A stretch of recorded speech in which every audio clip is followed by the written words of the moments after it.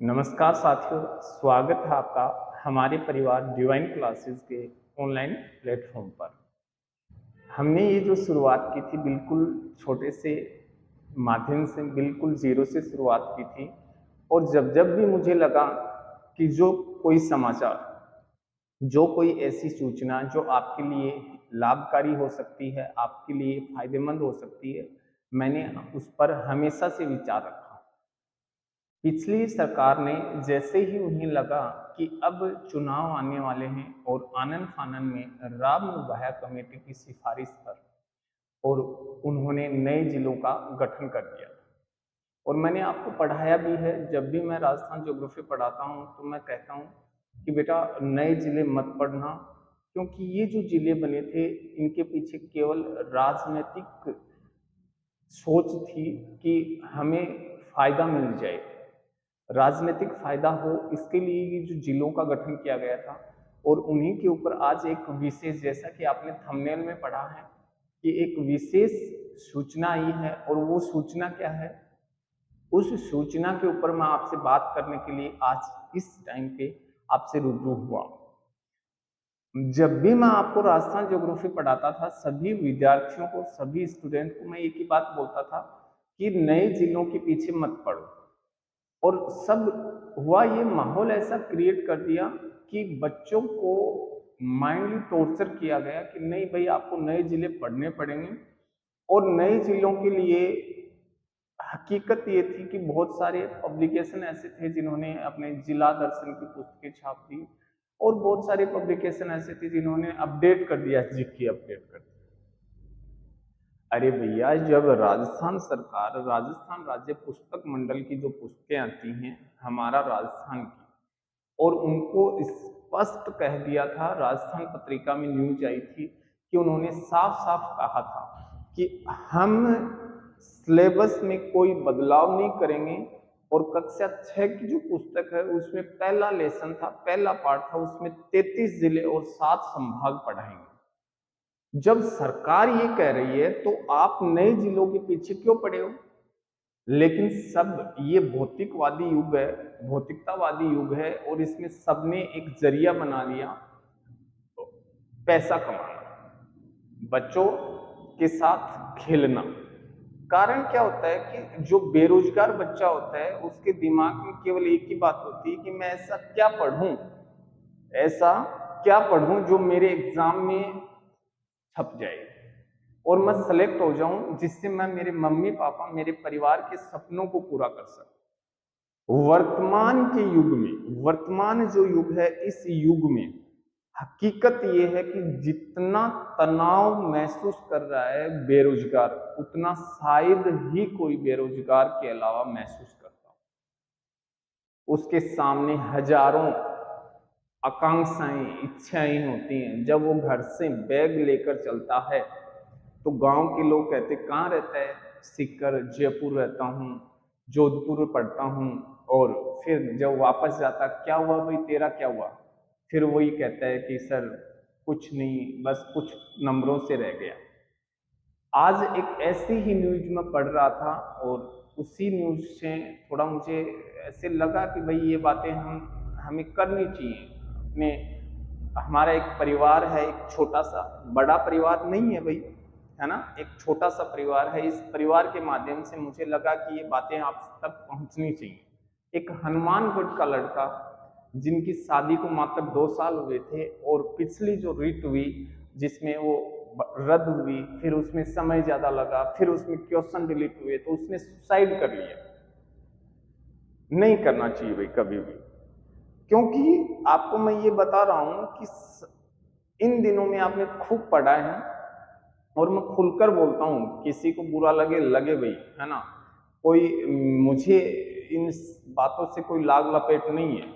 मैं साफ साफ कहता हूं कि ये सरकारें जो हैं, सरकारें खुद ऐसा करवाती हैं, और जब इन पे दबाव बनता है तो केवल उन लोगों को पकड़ के ले जाते हैं जिनका इनसे कोई ताल्लुकात नहीं होता है। जो बड़ी मछलियां वो यूं की यूं रह जाती है। पीछे एसआई भर्ती, फिर कुछ जेल प्रहरियों की भर्ती, फिर कुछ पीटीआई में कहा कि फर्जी डिग्रियों से लगे। अरे आपके पास इतने सारी एजेंसी हैं, इतने सारे संसाधन हैं, आप फर्जी लोगों को नहीं पकड़ सकते यार। मजाक बना दिया लोगों के, बेरोजगारों के हितों के साथ। लेकिन चलो जो जैसा भी था, कुछ बच्चे नौकरी लग तो रहे थे। फिर इन्होंने नया खेल खेल दिया कि हम नए जिले बनाएंगे, 19 जिले, 3 संभाग, फिर 17 जिले, फिर उन 3 संभाग। अरे क्या है यार ये, कोई मतलब नहीं है इनका, कोई ताल्लुक नहीं है, कोई मतलब मूर्खता है। और हकीकत ये है कि हमारा जो समाज है वो इस समाज इसका जिम्मेदार बन गया है। कहानी ये है कि हम लोग उन लोगों को चुन लेते हैं जिनको हकीकत में समझ ही नहीं है कि प्रशासन कैसे चलाया जाता है। केवल क्षेत्रीयवाद की भावनाओं के साथ वो अपना क्षेत्र है, उस क्षेत्र के लिए केवल घोषणाएं करवाते रहते हैं, कब पूरी होंगी, बच्चों का भविष्य क्या होगा। अरे यार, हमें वो चीजें चाहिए जो हमारे बच्चों को नौकरी मिल जाएंगी, हमारे बच्चे जो पढ़ रहे हैं वो सफल हो जाएंगे। नहीं बनना हमें कोई राजनेता। और वही हुआ जो मैं हमेशा मेरे बच्चों को कहता था, हमेशा क्लासरूम में कहता था कि अरे रोज मेरे पास बच्चे आते थे, सर फलोदी की सीमा पाकिस्तान से लगती है क्या? अरे लग जाएगी यार, अपने को क्या मतलब है, लगेगी तो, नहीं लगेगी तो क्या मतलब है। और वही हुआ, मैं बार बार एक बात, हर बार मैं ये कहता था, हम पढ़ाते हैं, मुझे भी पढ़ाना पड़ा था। जब मैं पढ़ाता था कि पाकिस्तान के साथ 4 जिले सीमा, अब 5 बनाएंगे, 5वां जिला अनूपगढ़ होगा, पता नहीं कितनी बनाएगा। बताओ, किसी ने नहीं कहा, किसी बड़े बड़े जो शिक्षक हैं कभी के ऐसी बातें नहीं रखी, अरे यार कि आप ये क्या कर रहे हो, जानकारी किसी के पास नहीं है, प्रीसिमन किसी के पास नहीं है। मतलब ऐसे इस 21वीं सदी में ये क्या खेल खेल रहे हैं पता ही नहीं है ना। अब आज की देखो एक नई न्यूज आ गई कि गहलोत सरकार में बनाए गए नए जिलों में से कितने जिले खत्म होंगे, कितने खत्म होंगे। और मैं 30 अगस्त को सरकार को रिपोर्ट दूंगा, उन्हें तय करना है, ये कहता है पंवार। अब ये कहानी क्या है, ये कहानी समझो।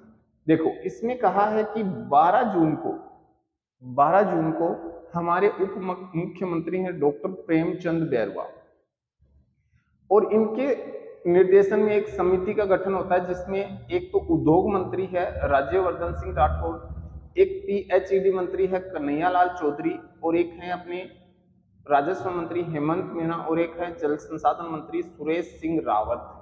यानी कि इनमें अपने डॉक्टर प्रेमचंद बैरवा, इसके अलावा अगर बात करेंगे तो हम कहते हैं कि राज्यवर्धन सिंह राठौड़ है, कन्हैयालाल चौधरी है, और हेमंत मीणा और सुरेश सिंह रावत।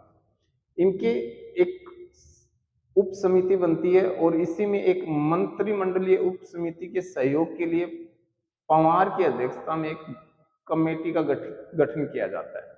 ये वही है पंवार, ललित के पंवार हैं, जो आरपीएससी के चेयरमैन रहे हैं, और इनकी अध्यक्षता में ही कमेटी का गठन किया जाता है, और इनसे कहा जाता है कि आप 31 जुलाई तक रिपोर्ट सौंपना। फिर इनका 1 महीने का कार्यकाल बढ़ा दिया जाता है। फिर ये अब कह रहे हैं, जब भास्कर ने इनसे इंटरव्यू लिया तो इनसे पूछा कि सरकार कैसे तय करेगी कि कौन से जिलों की जरूरत नहीं है, तो पंवार ने कहा है कि हम बता देंगे कि जिले बने रहेंगे कि नहीं रहेंगे, और कैसे बने रहेंगे। तो इन्होंने कहा कि कोई राष्ट्रीय पैमाना है, कोई राष्ट्र स्तर पर कोई पैमाना है, पड़ोसी राज्य जैसे यूपी, मध्य प्रदेश, गुजरात और दक्षिण भारतीय तमिलनाडु का अध्ययन किया है, आबादी का अध्ययन किया, क्षेत्रफल का, जिला मुख्यालय से दूरी, आवागमन के साधन, मौजूदा इंफ्रास्ट्रक्चर और संचार के साधन, और साथ साथ इन्होंने साफ साफ लिखा है सांस्कृतिक परिदृश्य, यानी कि वहां कल्चरल जो भौगोलिक परिदृश्य के साथ ही सांस्कृतिक परिदृश्य कैसा है वहां का, इन सबको ध्यान में रखेंगे। और साथ में ही विशेष परिस्थितियों को शामिल किया गया है। रिपोर्ट गोपनीय है, इसीलिए खुलासा नहीं किया जा सकता।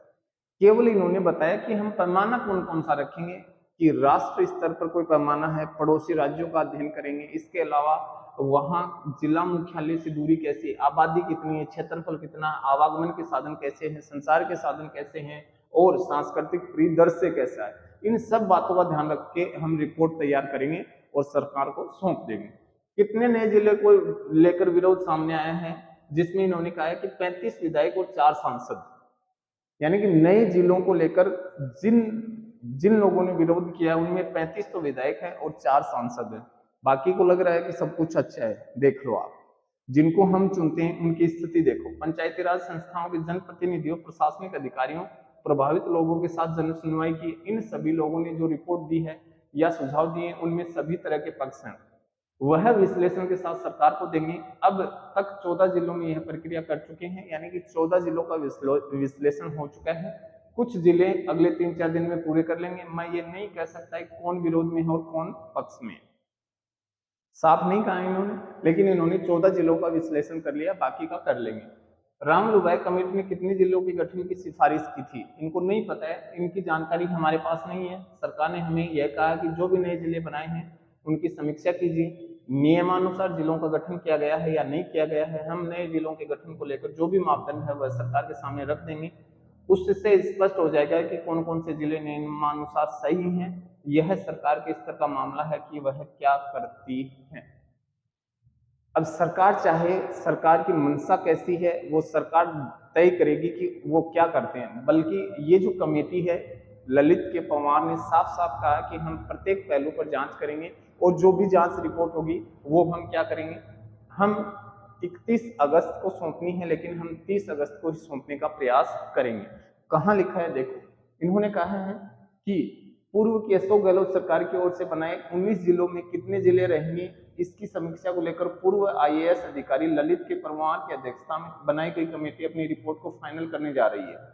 दैनिक भास्कर से बातचीत में पवार ने कहा है कि उनका कार्यकाल 31 अगस्त तक का है और कोशिश रहेगी कि 30 अगस्त तक रिपोर्ट सरकार को सौंप देंगे, यानी कि 30 अगस्त को रिपोर्ट सौंप देंगे। अब सरकार की मंशा है कि वो सरकार क्या करेगी, कितने जिले हटाएगी, क्या जिलों का मापदंड रहेगा, लेकिन मैं तो यही उम्मीद करता हूं। और मेरा एक ये परिवार, ये ऑनलाइन प्लेटफॉर्म एक छोटा सा प्लेटफॉर्म है, बिल्कुल छोटा सा, इसके माध्यम से मैं तो यही कहूंगा कि अगर किसी सरकार के कहीं किसी माध्यम से मेरी आवाज पहुंचे तो केवल उन्हीं जिलों को रखें जो जनता के लिए हितकारी हो, बाध्यकारी नहीं हो।